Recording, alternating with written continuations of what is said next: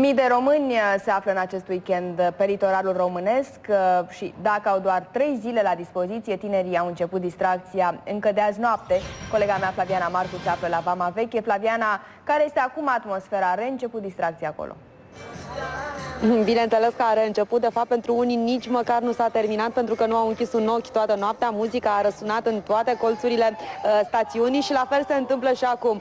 Plaja din Vama Veche începe ușor să se aglomereze. Unii abia acum se trezesc direct pe nisip, pentru că aici și-au petrecut noaptea. Alții, în schimb, abia acum vin, vor să prindă câteva ore de bronzat la soare. Unii dintre ei încearcă chiar și marea, însă asta nu înseamnă decât că își încarcă bateriile pentru petrecerea care îi așteaptă de seara asta, pentru că spun tinerii veniți aici în Vama Veche, timpul este oricum foarte scurt și nu au de gând să piardă niciun moment. Pentru cei însă pentru care spiritul vamaiot este puțin cam agitat, trebuie să le spun că au și alte posibilități de a se distra pe litoral, din sudul și până în nordul litoralului.